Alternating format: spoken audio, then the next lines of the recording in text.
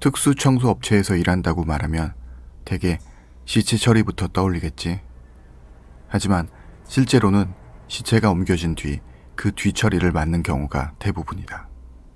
적어도 내가 일했던 회사에선 그랬다. 다만 동물의 경우에는 시체가 남아있는 경우가 상당히 많았다.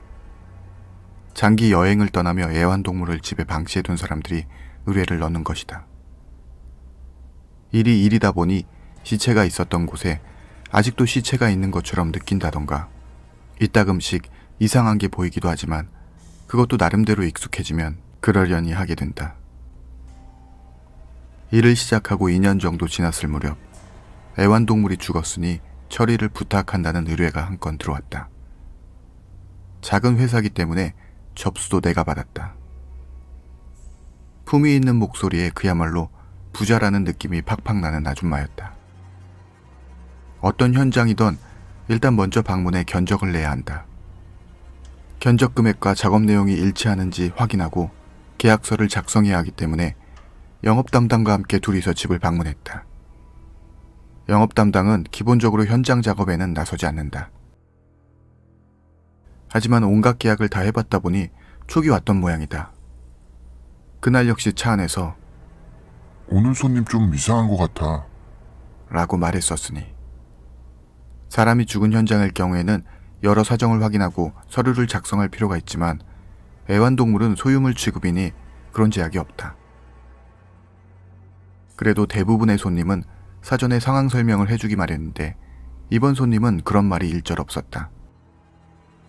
그게 좀 이상하다 생각할 무렵 현장에 도착했다. 나는 두근거리며 초인종을 눌렀다. 서양식 3층 집이었다.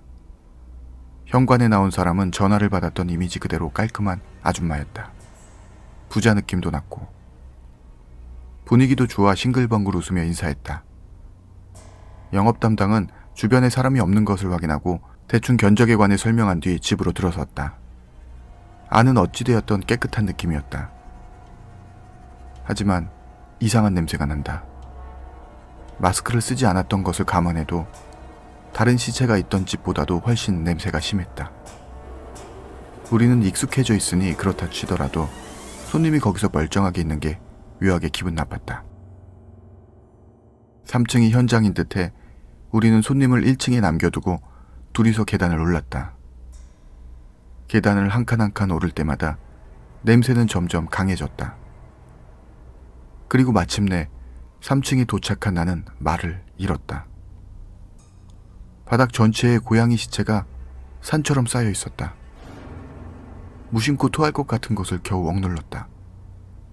영업 담당은 아래로 내려가자고 신호를 보내 그대로 따라 내려왔다. 그리고 1시간은 2층에서 멍하니 있었다. 영업 담당이 내려와 200마리 있다고 말했다. 아직 초봄이라 부패는 그리 심하지 않아 구더기는 없다나. 수를 직접 세봤는데 딱 200마리란다. 왜 집 한 채에 고양이 시체가 그만큼 있는지보다는 딱 200마리라는 숫자가 몹시 두렵게 느껴졌다.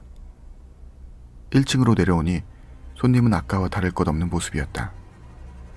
그것도 기분이 나빴지만 영업 담당은 담담하게 견적을 내고 손님도 거기 동의했다. 계약서를 주고받은 뒤 사전 답사는 끝이 났다.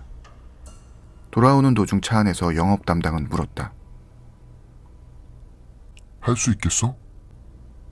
아무 대답도 할 수 없었다. 문득 입사했을 때 들었던 애완동물은 어디까지나 소유물에 불과하다는 말이 떠올랐다. 사흘 뒤 작업이 시작됐다. 나를 포함해 4명이 작업할 예정이었지만 영업 담당도 같이 와주었다. 아마 내가 견적 내러 왔을 때 충격받았던 걸 알아차렸겠지. 우리 회사는 면접 때 귀신을 본 적 있냐고 묻고 그렇다고 대답하는 사람은 안 뽑는 안목의 룰이 있었다. 비과학적일지라도 온갖 일이 일어난 현장에 가는 이상 서비스업으로도 작업원 개인 정신에도 안 좋을 테니까. 이번 작업원들도 오컬트적인 걸 믿는 사람은 아무도 없었고 그저 소금 한번 뿌리고 합장한 뒤 작업에 들어갔다.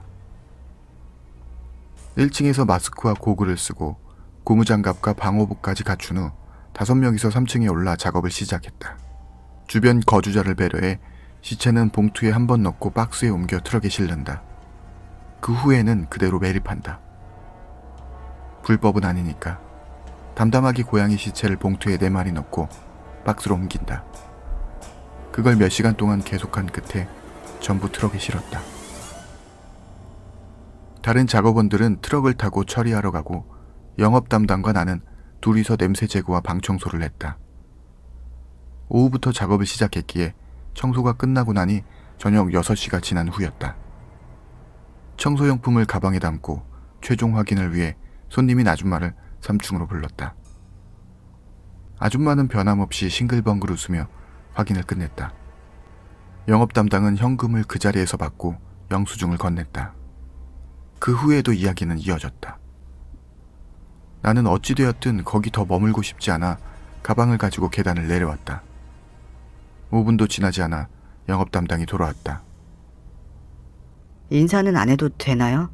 하고 물었지만 영업 담당은 그대로 조수석에 올랐다. 그대로 아무 말 없이 차를 달려 회사 앞 편의점까지 갔다. 커피 마시겠냐는 영업 담당의 제의를 거절하자 영업 담당은 말해주었다. 내가 아래로 내려간 후 아줌마는 이런저런 이야기를 꺼냈다고 한다. 고양이를 좋아한다느니, 가족은 아무도 없어 가족 대신 고양이를 기른다느니. 슬슬 이야기를 마치고 가려는데 아줌마가 말하더란다. 다음번에도 잘 부탁해요. 싱글벙글 웃으면서. 담이 큰 영업 담당도 소름이 끼쳐 아무 말 없이 빠져나왔단다. 초봄 밤, 추위 때문인지 영업 담당의 손이 조금 떨리는 게 보였다. 그날은 그대로 회사로 돌아온 뒤 퇴근했다. 다음날 영업 담당한테 요새 귀신 보거나 하지 않아? 라는 질문을 받았다. 무슨 뜻인가 생각하고 있었는데 담당으로 들어있던 안건이 모두 끝나고 사장이 해고 의사를 전해왔다. 회사 측 사정으로 인한 퇴직이었기에 퇴직금은 물론이고 적지 않은 돈도 추가로 받았다. 그 회사에서는 5년가량 일했고 고양이 시체를 볼 무렵에는 정신적으로 한계가 오고 있었다. 일이 좀 줄어들면 자진 퇴사할 생각이었기에 오히려 내 쪽에서 고마운 일이었다. 이상한 일이 잦은 특수 청소 업무 중에서도 가장 무서웠던 일이었다.